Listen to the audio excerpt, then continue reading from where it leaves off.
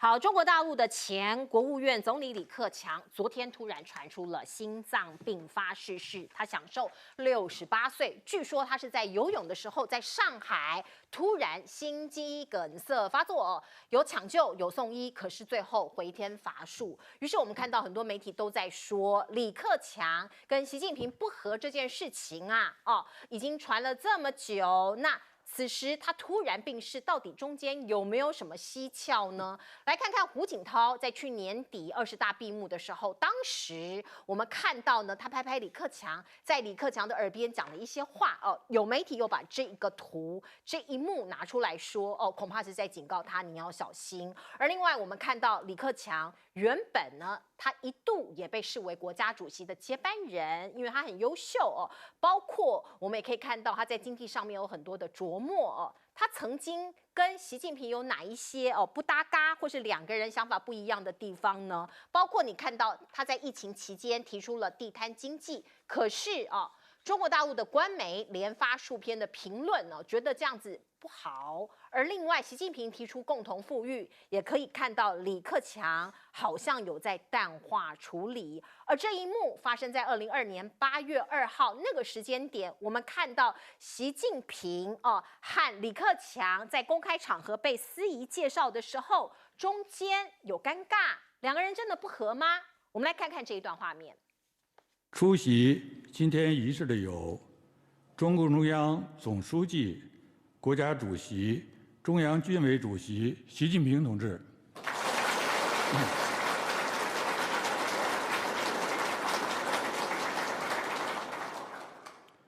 中共中央政治局常委、国务院总理李克强同志，中共中央政治局常委、国务院副总理韩正同志。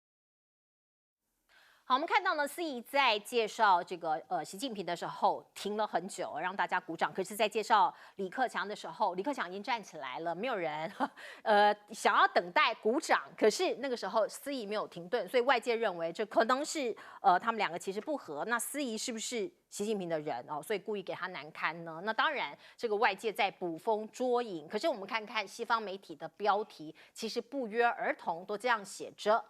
被习近平排挤或者是边缘化的前中国总理李克强去世了，享年68岁他们用的英文是 sidelined by 习近平被他给排挤、被他给边缘化的一位前副总理前总理。我们再来看看王毅美中的关系，这两个人见了面，是不是缓和了许多呢？王毅布林肯在华府会谈了，白宫说，那接下来我们的军事沟通是不是应该要重启了呢？尤其中国国防部长李尚福他已经下台了嘛那另外军事冲突其实在中美之间，在南海、在亚洲，你看到呢，你来我往都没有停过的。8月19号在南海西沙群岛，我们来看看中国大陆的解放军，他们释出了一段影片导播让我们看一下所谓的危险拦截，这是这个解放军突然释出来的一段拍摄影片他说，美国的军舰好几次采取大角度的转向，您看到画面急加减速然后横穿过中方的这个舰队的船首等动作，他认为非常的危险，他认为是美军的挑衅动作。而事实上，像这样子的两军互相可能接近或者是危险拦截的画面，其实在最近不胜枚举。我们先来看看10月17号，其实美军也公布了解放军危险拦截的影片。那10月26号不到10天，解放军就公布了那刚刚那一段画面。接下来也在同一天，美军又再一次公布陆军的军机在夜晚拦截的影片美国当然控诉这个中国大陆的军机其实他们不专业的贴近美军的飞行距离不到3公尺。可是以解放军的角度来看，你美国人如果不来我这里我怎么拦你呢？两边都在互呛。我们来看看呢，在巴士海峡附近10月26号山东号才刚刚穿越，而且它的舰上还搭载着航空母舰上面搭载着15艘的战斗机。10月25号，雷根号在吕宋岛的周围进行飞行作业啊，所以美中对峙或者是军事上面的互别苗头，其实都是现在进行式。而拜登他也放话了，说什么呢？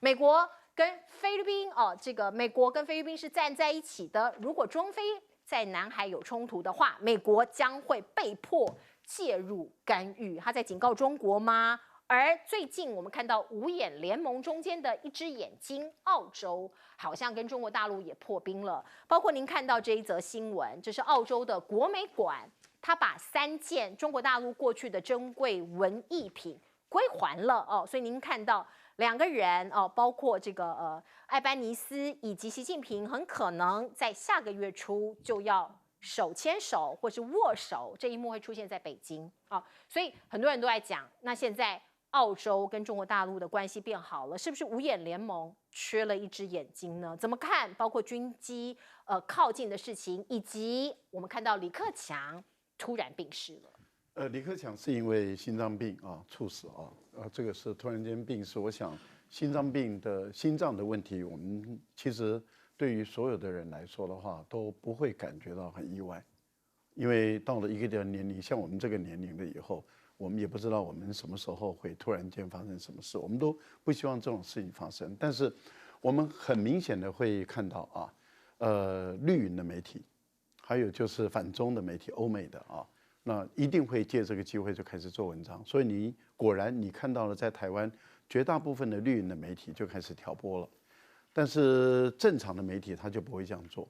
但是特别是绿营的，他就一定做。所以您看到所有的您引用的资料几乎都是来自于绿营的媒体。另外反中的媒体，像以《纽约时报》为主在美国你就会很明显的看到，好像有个中央厨房。为什么？因为你看标题能够下得这么接近的不容易都很像。把 X 改为那个 former，这个是只差，可是它是同义词。但是连文字文法结构都一模一样，而且关键的字都一模一样，这叫做代表什么？这叫做有中央厨房在下指令。那这个就是我们最常看到的，就是说美国国会国务院美国的国会有编40几亿美元，就是提供给反中的。你只要写反中的文章，你就可以跟美国国会那么申请这个钱，这叫认知作战。我想这个是大家都知道的，所以有很多媒体记者可能就借这机会跟美国国会要钱因为这是美国国会自己公布了。他说我有编40几亿预算，专门用来做反中，所以你世界各国的媒体都可以向他申请钱那因此你就会看到有个中央厨房就开始供应稿件了，这我们也都不意外因为这个一定必然会发生。好，不过我倒觉得说，各位想想，如果有一天轰6K 战略轰炸机，核武的战略轰炸机轰6K 经过空中加油，那么抵近了夏威夷，您觉得美国的战斗机会做什么事？立刻升空拦截，而且是夜间，可能打下来。而且夜间的时候，你从战略轰炸机的上面都已经从夜视镜都可以看到夏威夷的本岛。那在那样的情形下，您觉得美国的战斗机会做什么？夜间战略轰炸机装有核武弹头。所以我倒觉得说，今天美国的这个战略轰炸机B-52，它是战略轰炸机，夜间跑进中国的边界，那被战斗机这样子驱赶，刚刚好而已。如果中国大陆的战斗机不驱赶，中国大陆的战斗机就有失职责，这是第一个。第二个呢，就是这个也可以看出来一个什么讯号呢？夜间飞行的时候，对于一个飞行员，尤其是一个战斗机的飞行员来说，速度这么的快的话，他在视线上其实是并不明确的，并不明晰的。而他能够这么的接近这个3公尺左右，你可以看到他的战斗技术是很专业，他的技巧是很高超。那么给这个美国的这个战略轰炸机构成很大的恐吓。他吓到了，吓得不得了我觉得你既然吓了，你既然怕了，你就不要去人家家嘛。去人家家被人家赶了以后然后还在那边叫来叫去，哭来哭去，没意思。大国不要有这样的一个做法，要有勇气。你既然敢来，被赶了，你就摸摸鼻子，不然你就打一场架嘛。又不敢打，又在那边叫干什么呢？我们看到这个，请问舰长啊，你看到这样的布置，包括10月25号雷根号在吕宋岛附近进行一些飞行作业的训练，而山东号10月26号也通过我们巴士海峡，还在对峙吗？还是我们多想了？我们先回应一下刚刚赖老师讲的那个，当然到夏威夷有一段时间了，对了，可是到关岛，对，可是很快的、哦，没有困难的，可是很快的哦，那个求人得人哦，很快的。那小舰长拿这张是什么？这一张也就是每个民航机的飞行员都要熟读的飞行人员手册。这个手册告诉我们什么？这个手册就告诉我们，如果他进行完识别，在日间的时候，他可以打那个热干扰弹。那他如果在夜间的时候，他要从下面往上飞，避免从上面往下飞，吓死飞行员啊！所以我必须要这样讲哦。现在解放军这个拦截的动作，其实是非常专业，而且按照国际的相关的准则这样子作业的。你仔细看，它接近的时候，它可是打开减速板这样子慢慢飞行。所以你 B-52轰炸机，你把那个速度减慢一点也没关系，人家是有训练的。那接下来啊，所以我们接下来啊，25号的时候，10月25号，小舰长才刚刚讲。从冷启动到拿敌练兵，那个时候赖老师也在现场啊。我才刚讲完，26号果然就冷启动了，果然就开始拿敌练兵了，也就是山东号又通过巴士海峡。但是他通过巴士海峡，刚刚前子有问他到底是来干嘛的？我就是冷启动，冷启动就是训练部队，也就是你部队在完全没有准备的情况之下，我通知你要通过巴士海峡，然后你去做什么样的作业？接下来我们就会看到从宫古海峡就会有各种的战机，甚至有水面舰通过，跟山东舰对抗，这就是训练啊，不然是什么呢？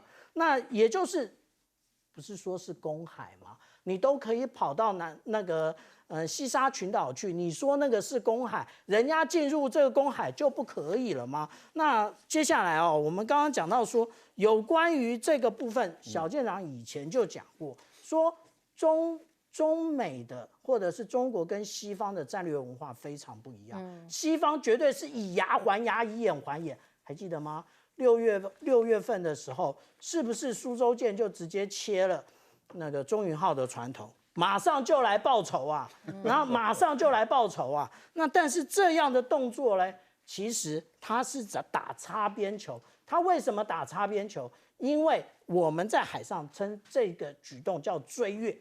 所谓追越，就是我从后面追你。我从后面追你的时候，这个追越船它有完全的责任，然后它还逼得这么近，它为了是什么？你来撞啊！我就是不怕你啊，你来撞啊！当然，解放军也很清楚啊，现在大家都是在搞认知作战嘛。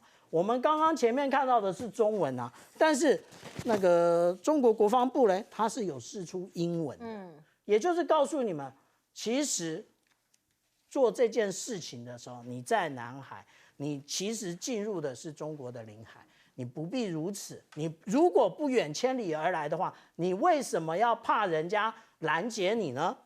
是来请教这个李委员怎么看哦？包括对岸的这个总理去世这件事情，西方媒体认为，一定有鬼，还是说其实就是很自然，他就是真的就是心脏病发就去世了？是两位都讲得很专业啊，我补充一点就是了。第一个，对于李克强。他是一个什么样的定位？不久之后，他开追悼会啊，中国大陆就会发表对他的悼词。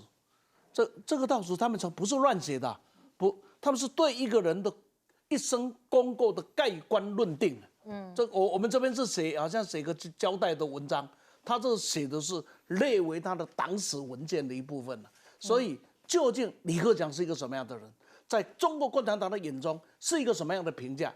就各位去看悼词，现在所有这些猜测啊，全部会被打脸。这是第二个。李克强跟习近平的关系到底什么样子？请不要忘记，我们就来看江泽民跟朱镕基、胡锦涛跟温家宝，在中国大陆的前位排名上都是第1跟第2，可是那个1跟2的距离啊，很远呢。啊，那个1跟2的距离是很远的，对吧？不像台湾这边是没规没矩的，所以从这样的一个角度里面，朱镕基也是10年，温家宝也是10年，然后李克强也是几年？10年，也是10年，然后说他关系不好，他们2个关系不好，相处了10年，哇靠，是吧？你以为他们是在做人格修养是吧？那第3个就是那个这个谁的那个画面呢、就是有关那个胡锦涛的那个画面，那个看图说故事啊，那已经收的就拍拍他的肩膀，跟他讲了一句话。啊，对，看图说故事已经说得够多了，我觉得没什么意思啊。所以从这样的一个角度来看，就是反正希望中央厨房疏失要讲这些，就让他去讲吧，就看到时候就是对他们最大的打脸。是，再过来，就是有关这个美军来到中国南海这边晃来晃去啊。对，我就讲一句话了。我阿公做的拢会使，恁做的拢袂使。我会使，你袂使。我拢袂使啦。这什么叫霸权？这我做的都可以，你们说不行啊？是吧？这叫自由航行，你不信，把军队就带到您说夏威夷演也不演的啦，也可以去了。是，你那个他们会让你这叫自由航行吗？算的啦，对吧？我做的都可以，你做的就不行，因为我叫做哥哥。人家叫做念头的，叫做细汉的，就这么简单而已啊！在老美的心目中就是如此。然后他讲是菲律宾那个，我才觉得好笑，说那个菲律宾怎么样子，我就怎么样子。叫吧，再叫吧，我们就看历史怎么发展吧。是菲律宾的看嘛，然后就跟着美国这一句话下去啊。菲律宾真的会变恢复啊！我不骗你，是这样子吗？我们看看国际间讲究的是实力原则哦。那现在呢，全世界的目光几乎都在这个地方，在中东，以色列的战车部队已经大规模的进攻了加萨。我们可以看到这个地面部队哦，是大规模的进驻了加萨的北部。而在联合国发生了什么事情呢？包括美国，他提出了一个草案哦，可是遭到了中国大陆跟俄罗斯的不满。为什么？因为中国大陆说你里头没有提到停火止战的重点，所以他们投下了反对票。而以色列对于中国跟俄罗斯更加的生气，说：“你们没有投赞成票，你们很不 OK。”所以中国大陆驻联合国的代表张军他就回敬了他这句话，他说：“你以色列把中国当成了对手，那你就选错了对象。”我们来听听看。以色列把中国当成对手，也选错了对象。你应该明白，从这一轮巴以冲突一开始，中方就以非常明确无误的语言谴责一切伤害平民的行为，伤害平民、违反国际法的行为。我们所说的平民，既包括巴勒斯坦平民，也包括以色列平民。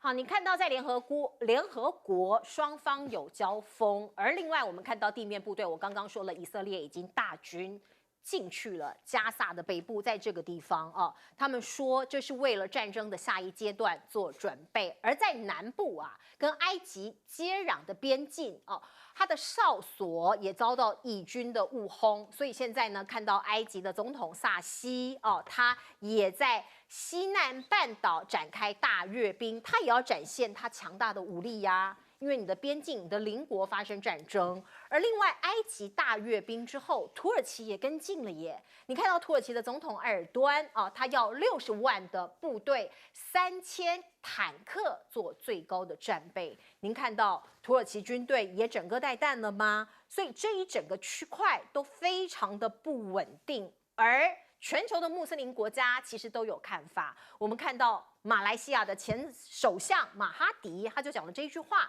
他说：“美国的犹太势力太庞大了，甚至能够左右美国政治以及操控银行。所以呢，媒体以色列对加萨的暴力啊，是可以看得到呢。包括媒体银行都被在美国的犹太人给控制了，美国在背后撑腰，所以以色列才能肆无忌惮的对加萨的平民做暴力的袭击。而另外，我们看到拜登现在也下令空袭叙利亚，关叙利亚什么事？因为美国的空军基地，包括他们的军队的驻扎在中东的有很多的美军的基地都被民兵给袭击了。他们认为这是亲伊朗的民兵在背后支撑的，所以拜登也加强空袭。另外，我们看到美国的议员说，哈马斯每一年从伊朗获得了这么多的钱，3.5亿美元的支持，所以这一切都是伊朗在搞鬼。那伊朗现在被针对了，可是美国有意的把这些所谓的哈马斯、伊朗、中国、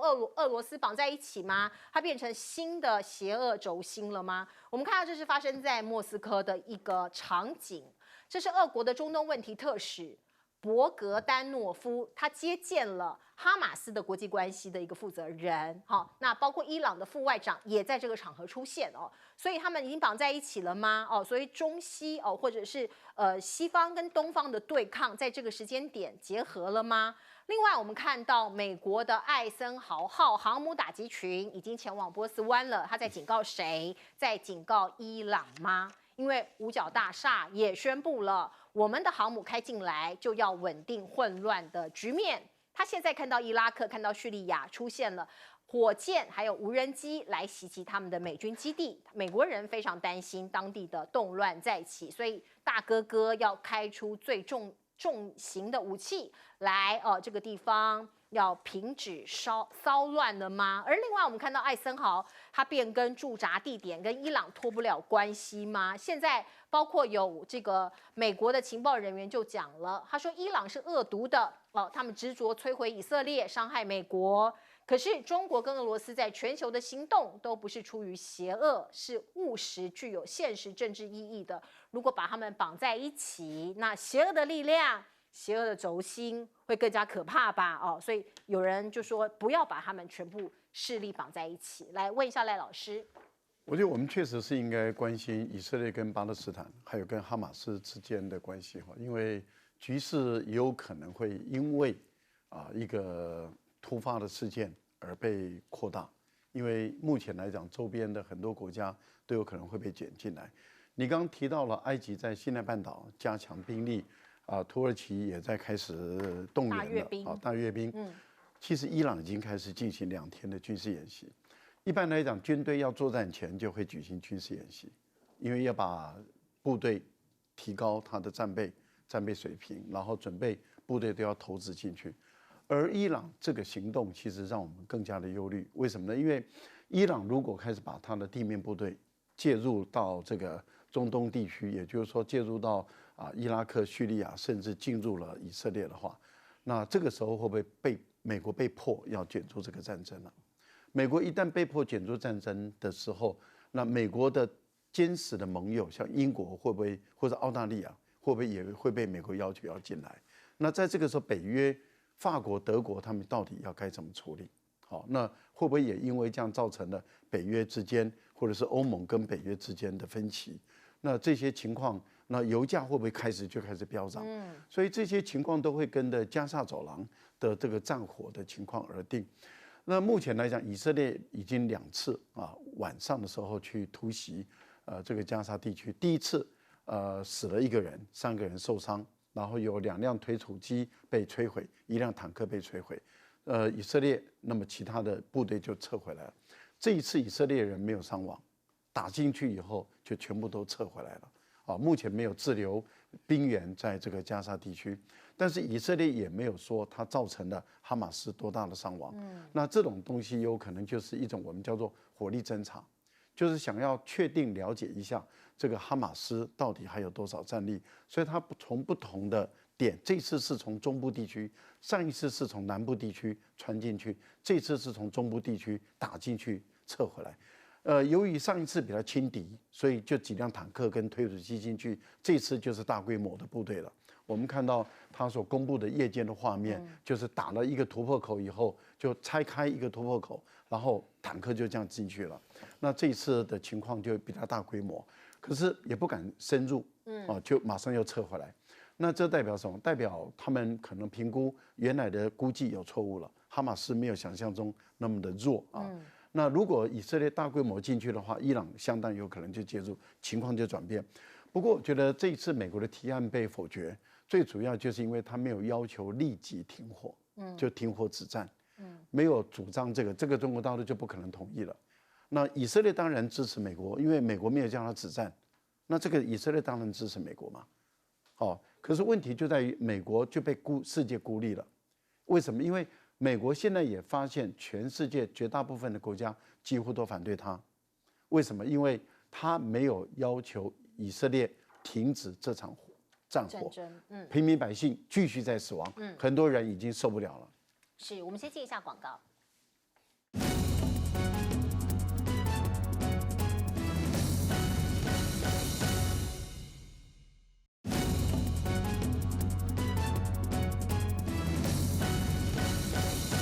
好，我们可以看到这个世界纷纷扰扰，尤其在以色列跟加萨之间，会不会演变成一发不可收拾的大战争呢？来，请问一下李委员。这样子啊，这个从几个宏观面我们来看一下，蛮有意思。你有没有注意到这一次在以阿的这一个冲突里面呢？一带一路的国家，金砖除了印度以外的国家站的边，跟 G7刚好是完全对。你有没有注意？G7里面日本不跟他们站在一块玩。对，这你可以看啊，这个是很有代表世界在这些问题上是有不一样的价值和观点在里面。第二个，这我必须要这样子来说啊，这个犹太人呢卖惨80年了的效益啊在降低了。所以2次大战的时候，全世界只要有一个人性为标准的人看到了纳粹这样子的对待犹太人，天哪，我们都很不舍。因此，全世界也付给了犹太人在复仇的过程里面呢，我们给他很大的空间。包含他越境啊去追杀，包含他追杀到底，对吧？等等，大家很少谴责的，而认为这是他们应该尽的一个权利。所以大家呢也都可以接受，包含以色列在那一个阿拉伯环视的国家里面去生存下来是多辛苦的事情，所以他们的战斗啊，很多人都给予高度的肯定。是，可是在这一次里面，大家不一样的看法。我觉得这一次跟以往都不一样，不一样，完全不一样。因为这一次你对的是说他是手无寸铁也差不多的，以你的国力来对待他，可以很多的方法。假若以西方来讲的，你看以色列的做法太过头了。是，老师，我们先进一下广告。好。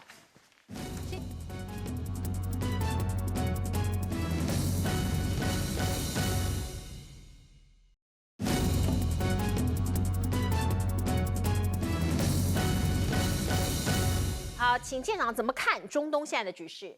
我们这样讲啊，现在有国际媒体说，那个随着紧张局势升级，中国人民解放军在该地区部署了6艘军舰，听起来很多啊，可是到底什么是事实？小舰长曾经啊在节目的留言区里面啊，有人说，小舰长你难道现在开始亲中了吗？不，亲中的不是小舰长，是赵委员啊。小舰长只是我们要把真实的情况跟大家报告，也就是说，有关于军事的部分，难道你们真的相信那个打3颗飞弹命中率210吗？当然不是。所以小舰长通通都带着资料来讲。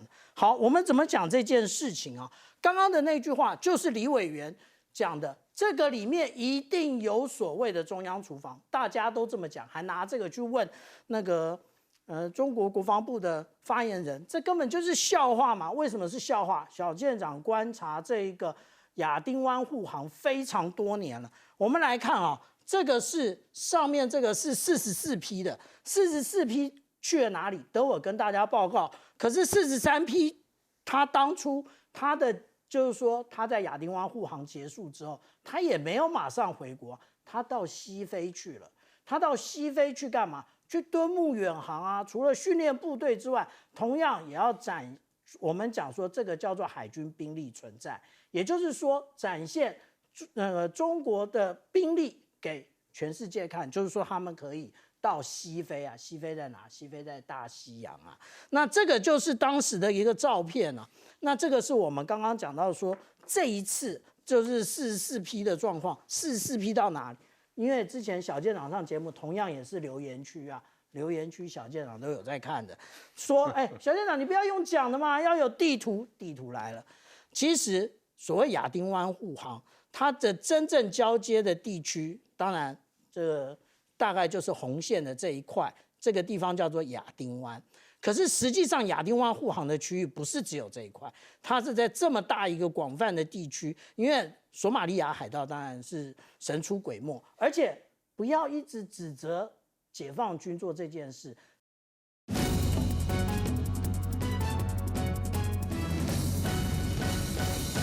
好，欢迎您回到新闻大白话的节目现场，我是钱子，介绍这1个小时的来宾。首先是国际政治专家赖岳谦，主持人好，观众朋友大家好。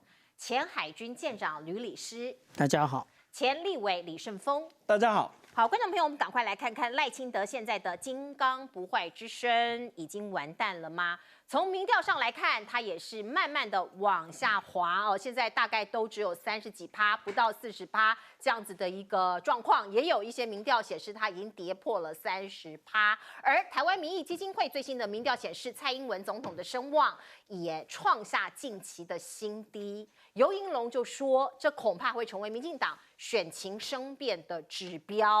他认为总统的声望可以视为跟民进党选情绑在一起的生变的趋向所以呢都不容小觑。而现在民进党出现的一些败德啦、桃色风暴啦，会不会烧向赖清德呢？大家看法不一样，只是说像这样的照片不断的在网络上、在媒体上面流传，的的确确对民进党来说是一个不好的形象。我们看到这个包括蔡英文的声望重挫，加上赵天麟、郑文灿疑似上酒店这样子的一些画面不断的传播。现在呢，看起来蓝营也有一些人在发动后面一波的所谓的攻击就是在踩一脚。那个人是谁呢？邱毅委员过去大家知道他在高雄选出来的这个区域立委，所以他对可能赵天麟知之甚详，并且他也对于郑文灿在10多年前的所谓喝花酒事件他当时也掌握到很多证据。我们来看看邱毅委员他在脸书上写下这一段话，他说郑文灿跟梁文杰到澳门受陈银柱招待。陈银柱是谁？他是一个嘉义人，经营博弈事业的一个地方人士。喝花酒、玩女人、带女人开房间的行径，这些都是法院已经认证的事情。他说的是什么呢？为什么有人败诉呢？为什么是法院认证呢？我们把时间倒回到13年前，当时的周刊封面是这个。来，可能比较年轻的朋友可能不知道13年前。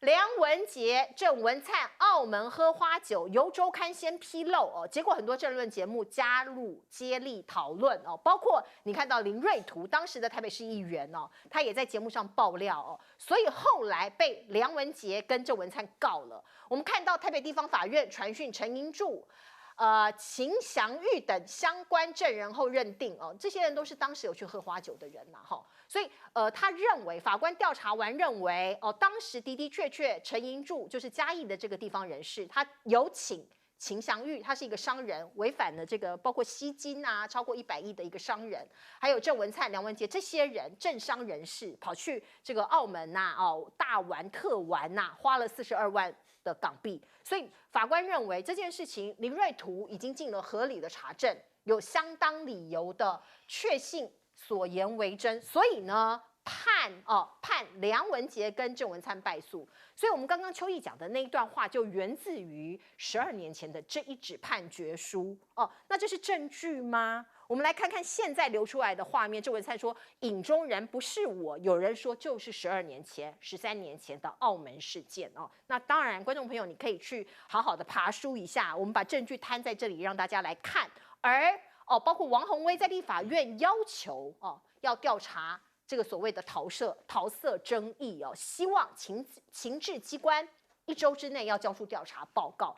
这个事情跟郑运鹏在质询上面有爆了一些口角，而邱毅委员他又爆了更多的料。我们来看看邱毅委员讲了什么。他说赵天麟他跟这位小三，他是这个酒店妹那包括郑文灿的那个影片，虽然郑文灿已经讲了影中人不是他，可是他认为啊，这些东西他有看过哦，那个监视器的东西怎么又被公开了？他说他已经封存了哦，就是所谓的这喝花酒在澳门的这个画面。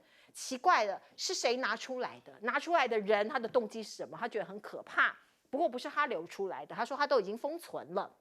而另外他又爆了一个料哦，大家来看看哦，这是邱毅讲的哦。邱毅说赖清德哦本人如果发生不道德的事情，恐怕火才会烧到他身上哦。他说很多人来跟他爆料。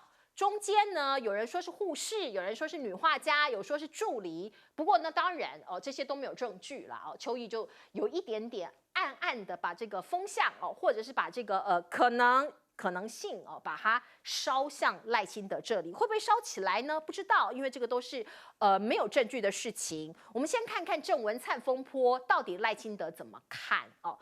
记者喊话了，说会不会支持郑文灿提告？相信他的清白吗？看到了赖副总统其实并没有任何的回应，直接往前走了。这个所谓的私人影像，郑文灿提告妨碍名誉，陈建仁院长他到底怎么想呢？他说你要调查清楚，不要再影射了哦。如果这是假讯息，可能就必须把它调查清楚。而另外我们看到赖清德讲说，如果两岸开战，义务役不必上战场，这句话其实经不起检验呐。观众朋友，我们看到国防部立刻在报纸上，我们也看到国防部的回应是什么？因为很多家长跑去问嘛，是不是义务役真的不用上战场？国防部的说法在这里，大家看一下。穿上军服都是军人哦，所以大家也不要有这种想法了。什么义务役不需要扛起枪来打仗，不用上战场，不用在第一线。如果真的打起来，哪有分这些啊？来，我们先来这个请教这个我们的李委员，来李委员。假如呢要谈陈林柱这一件事情呢，可能在座的诸位，可能我的印象是最清楚。那个时候就是 TVBS 啊，涛哥的节目为主啊，不断的掏出来。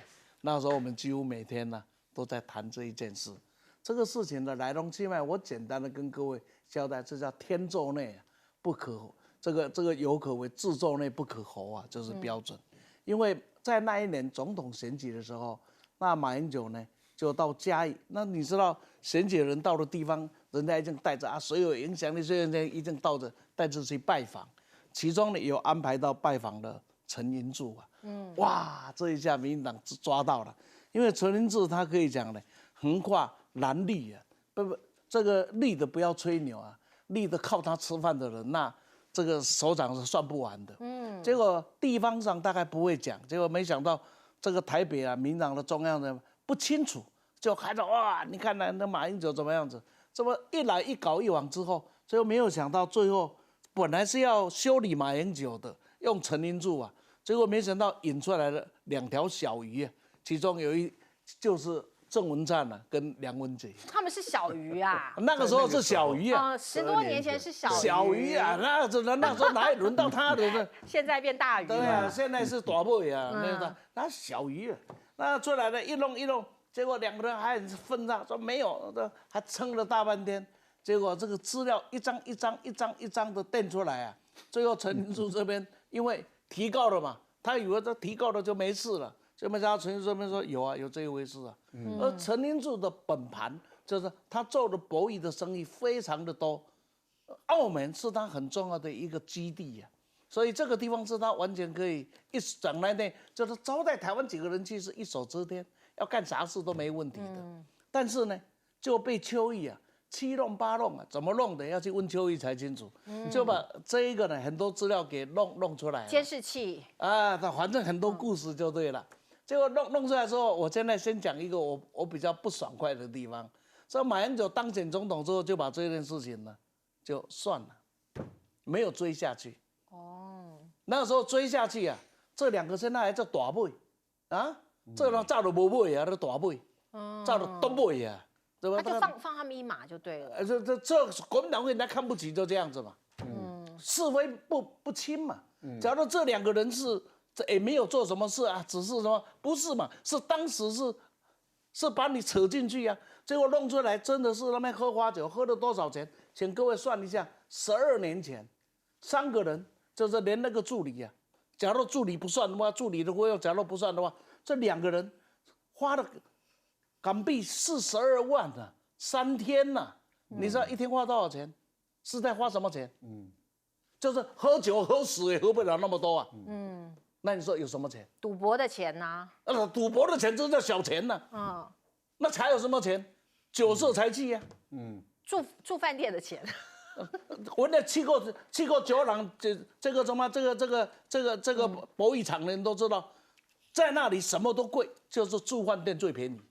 因为它的重点不是要你住嘛，是要你赌嘛。所以你说这40几万花到哪里去呢？我跟你讲，查，民进党不要跑啊，好好的问一下这42万，这几个人是怎么花的啊？花到那不是42万台币哦，是42万港币，当时的比例大概3点多3，我们就用3好了啦，刚好除以3，一个人刚好42万嘛，3天嘛，那个助理人家还不会花的，那助理那个秦先生那个是人家己就听过开呀啦，开你2个开呀，都交代一下，这40几万到底在干什么？是天天喝什么？天天喝黄金汤是吧？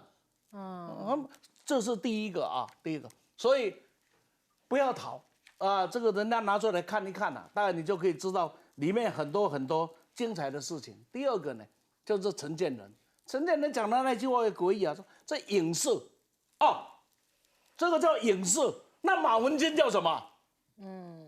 马文君是用立法委员的身份，在行使公权，宪法赋予他的权利，在公开的场合所行使的权利，并被修理讲成那个样子，这一种私领域里面，这一种败德的事情，你还可以讲什么事情啊？说不要乱影视。我告诉你啊，什么叫双标？民进党可以给他一个东西，双标就是民进党唯一的标准。我干的这个标准叫做双标，不然是要安怎？对这个，我们看到这个作为民进党党主席的赖清德今天被问到这一题哦，他有什么样的反应哦？我们刚刚导播给我们这个画面，他的反应是什么？即便是立委候选人，现任的立委，地方的实力再强，我们都不会为了一席立委，或者是为了立委过半，牺牲民进党的原则。谢谢。